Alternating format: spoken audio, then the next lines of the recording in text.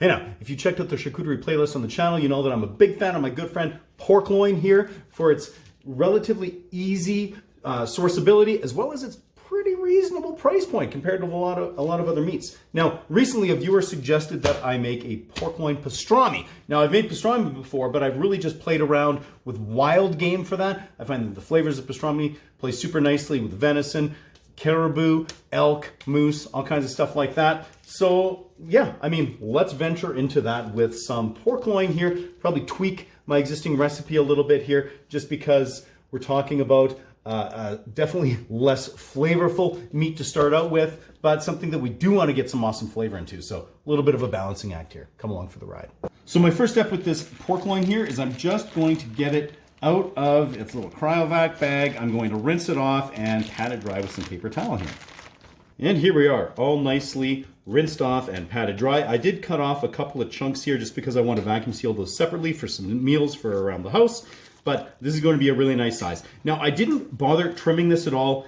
Pastrami is traditionally made with beef and oftentimes from the navel or even from the brisket. You're talking about considerably fattier beef cuts, and so having a decent amount of fat on this initially will probably be helpful, especially considering I'm going to be cooking this to a higher temperature and I don't want it to dry out. So now that I've got a weight on this here as well, let's go ahead and get some cure ingredients ready.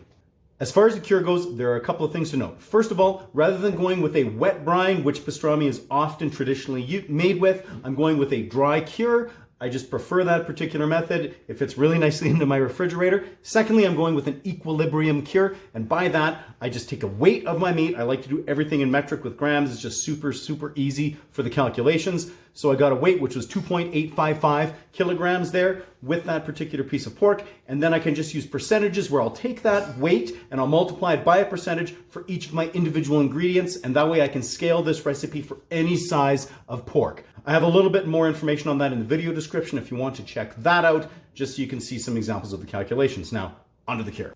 Now, starting off, I've got cure number 1 or Instacure number 1 or Prague powder number 1. Either way, it's the sodium nitrite cure here, and that is an integral part of this. I'm going with 0.25%, which is underneath the max allowability, but it'll still get the job done here, and that's that quicker acting cure as opposed to the cure number 2.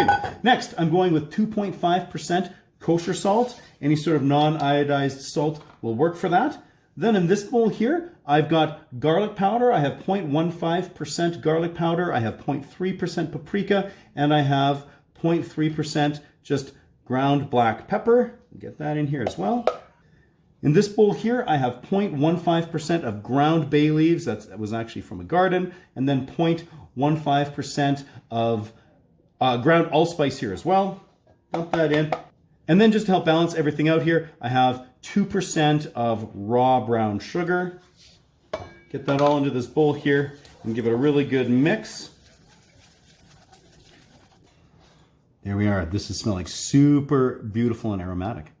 So just in my meat log here, I'm going to be adding my cure. I like to do this in this tub because it makes it so that I can splash everything on here, get a good initial coating on my meat without being worried about making a mess in the kitchen, most of the time. And then, of course, once this is on here, I'm going to scoop everything else into the bag with the meat. The other nice thing about using this equilibrium cure method is that we're getting the exact salinity that we want, so there's no freshening or anything required in fresh water afterwards. Basically, the salinity or the salt level that we have once everything is absorbed is exactly what we're after. All right, let's get this into a vacuum bag. All right, my lovely assistant here also managed to point out a couple of spots where I was missing a little bit of cure, so I got that on here.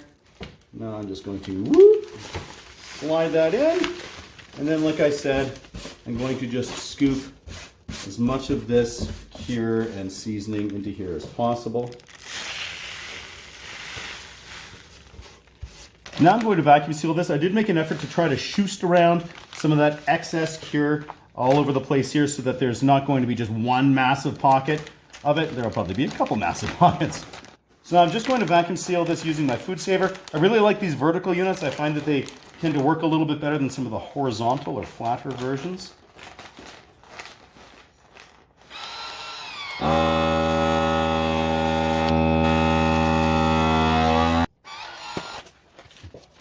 Well, see, instead of one little blob, we got one really long blob. Now, I did go ahead afterwards and I just put the actual product, the date, and the original weight information on this here, just so that I have everything nicely labeled. Now it's gonna hit the fridge. Every day or so I'm going to go in there, just pick it up, move it around, give it a little squish here, help everything kind of mix in really nicely, just during that curing process. Okay, we've had 5 weeks, which, as tends to be the case around here, is longer than this meat needed to actually cure and for that to penetrate. However, it's not too long. You can't over-cure with this equilibrium curing process. It's not like it's getting more salt or more cure or anything like that than it needs. All that's going to do is allow that flavor to penetrate even more fully. So that's what we did. Also, I just didn't have time to deal with this until now. So today we are going to smoke this. Now, I'm having a very slight issue with my Pit Boss 700 FB, which I'm going to take care of. What this means is that I'm going to actually go on a little road trip with this meat and smoke it at my buddy's house. Now, I'm not going to rinse this off or anything until I get there, but what I do want to do is prepare my rub. So let's do that. So I'm going to make a nice little spice rub here that's going to go onto the meat after it's been rinsed. It has a lot of flavor already, I'm sure, but this is just going to add a nice little spice exterior that will be on there for smoking and slicing. You'll just get a little bit of that on the finished product, and I think that's going to be awesome. Now, I've got here, this is 3 tablespoons of peppercorns. I'm going to give you the physical measurements, the volumetric measurements, as well as the percentages here. I think it's a little bit more flexible and forgiving with this spice rub than it was in the cure, but I will do that anyway. And again, that's based on my 2.855 kilogram pork loin that I am dealing with here. So I've got this 3 tablespoons or 0.1%. Roughly, and I've got a tablespoon or 0.16% of this whole coriander seed. Now what I want to do with this here is I've got this in this little Ziploc bag. I'm going to leave it just slightly cracked. I don't really want to do this in the spice mill because I don't want these to be split too far, but I just want to give them a little bit of a cracking open here. So they'll still be large, but it won't be the entire peppercorn. So there are different ways you could go about actually cracking those. You could use like a heavy saucepan, you could use a meat mallet, all kinds of different things. But just because I was doing this on my quartz countertop, I just wanted to use my wooden rolling pin. Now I am using a separate baggie here only because I'm transporting this to my friend's house and I don't want it to spill around. So there we go. I've got the peppercorns and the whole coriander in there. I'm going with a tablespoon or 0.25% of ground coriander. We've got some whole yellow mustard seeds here, and that's a tablespoon or 0.4%. I have ground mustard, and that is a teaspoon or 0.1%. That's the mustard powder, I should say. We've got brown sugar, that's a tablespoon or 0.55%, and that's sort of like that sugar in the raw type stuff there. I really like that in a lot of my recipes. I've got paprika here. It's just a regular paprika. It's a tablespoon of that or 0.25%. I've got some garlic powder here, and that is 2 teaspoons or 0.36%. And then here with the onion powder, that's 2 teaspoons or 0.22%. And that was an interesting way to showcase just the difference in between volume and weight there, because it was 0.22% and 0.36% of those, even though they were the same volume. So I'm just going to mix this up a little bit here. I'll do that more in a bowl when I get to Buddy's house there, but this is the spice rub that'll be going on that pork. So we have made the journey and we are here. I'm just going to open up this bag of meat. Oh, time for the smell test. Oh, take a whiff of that. Oh my goodness. Woo! Okay, so we're going to give this a really nice rinse here, get all of that stuff off so we can apply fresh seasoning. Okay, so check this out. This meat is rinsed off, patted dry with a little paper towel. Support your local paper towel industry. And now, you could, if this is still just ever so moist, you could apply the rub just like that, or you could use something like some olive oil or your favorite type of oil. What I'm going to do though is bacon grease. Let's add a little bit of fat to this situation here. Of course, I say that as I brush the bacon grease onto the fat cap that's on here, but whatever. I have done this with pork loin before, and the results were pretty stellar. So I'm just going to, and I'm doing this as we are preheating the pellet smoker, which should be ready right by the time we are done applying this rub. So this was a couple tablespoons of bacon fat that I just heated up to melt, and it is applying very nicely with this basting brush here. Because one of the dangers here with using the pork loin is that it could potentially dry out a little bit since it has so little fat running through it. But let's see how this turns out with the finished product.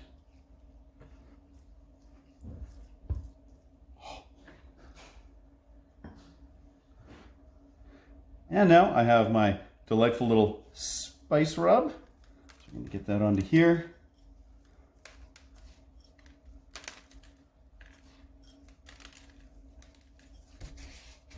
I have to be a little bit more careful than usual just because it's a little bit of a greasy pan that it's in, right?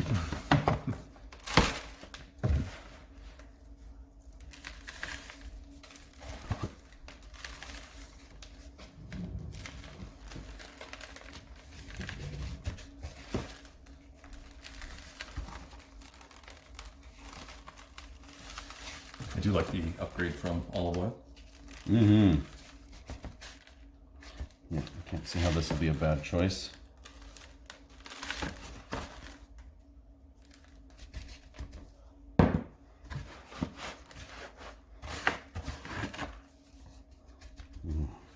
There we are, look at that.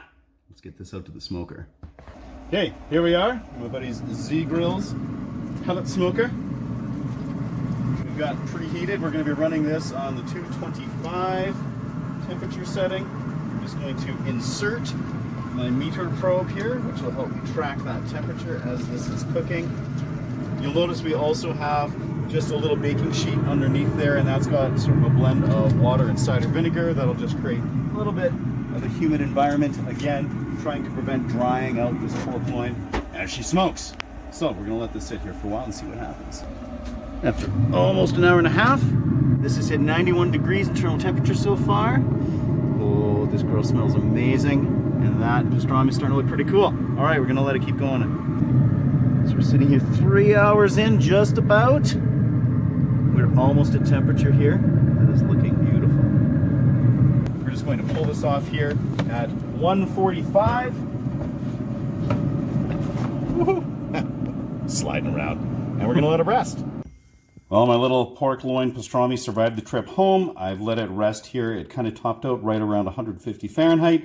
Now I'm just going to get this loosely tented and into the fridge just to chill overnight. All right, this pastrami's had a chance to just rest overnight. It smells absolutely amazing, as does the fridge that this was sitting in. So let's slice into it and see how it's turned out. Okay, I'm just gonna slice right into the center of this so we can take a look, see what we're working with here. All right, well, definitely pork, right? Definitely a pork loin. It's nice we've got some of that little fat ribbon going through there. Oh, man. Okay, we got to slice some of this up here. I'm just slicing this up on my Avantco SL310 slicer here. Absolutely love this.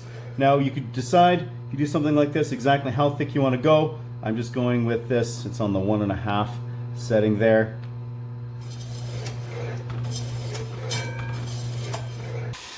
I believe pastrami is meant to be hot, so I'm just giving this a quick little fry here. It's very easily be steamed or all kinds of other options here, but this is what I'm going with today. Okay, here, fresh out of the pan. It's nice and warm. It smells fantastic. And what I'm going to do, I'm going to eat this entire piece at once.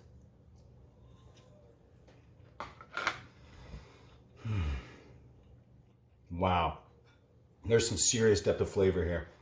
All of that coriander, the mustard, the black pepper, the paprika, garlic, onion, and even, I'd say there's probably just a tiny contribution there from the allspice and the ground bay leaves, and that, absolutely fantastic. So this does definitely taste like pastrami, which is wild because it's pork, but that was the whole plan here, right? Take this nice easily accessible, lean cut of pork and transform it into something that very, very closely resembles pastrami. Taking this to only 145 and then letting it rest up to around 150 Fahrenheit after that curing process was great because it retained a ton of moisture. That fat ribbon that was running around there, that fat cap and whatnot, that definitely mainly cooks out when you go to cook it like that, especially with the pan frying method that I just used. Super awesome. So even somebody who's like a little leery about the fat, or if you're worried about trying to cook that out via the smoking process, just do it on the finishing cooking method. Works amazing.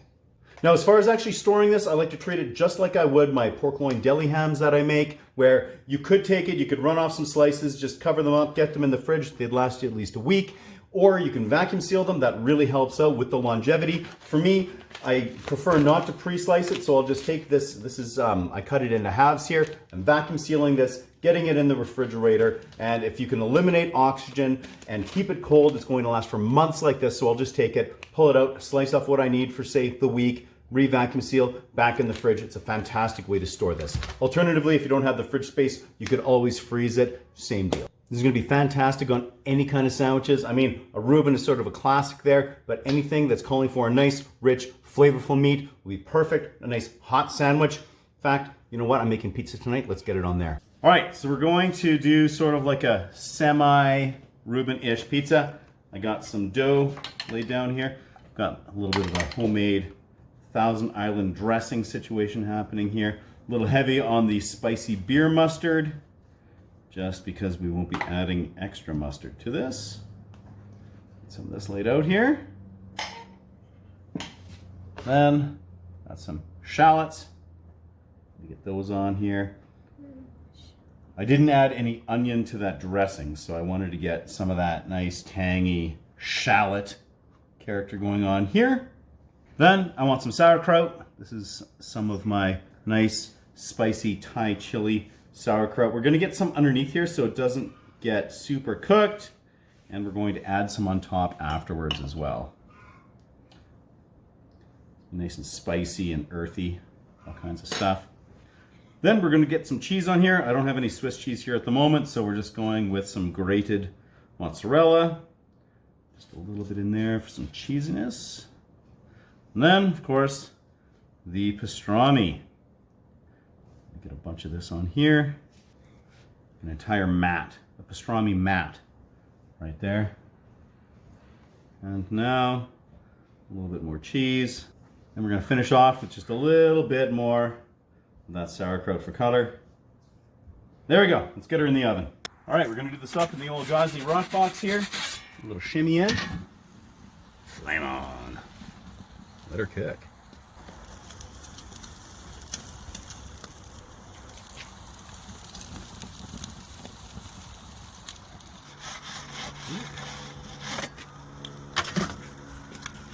And I think we are ready to pull it out. Yo, look at that. I'm incredibly excited to try this here. See if this is a good utilization of that pastrami or not.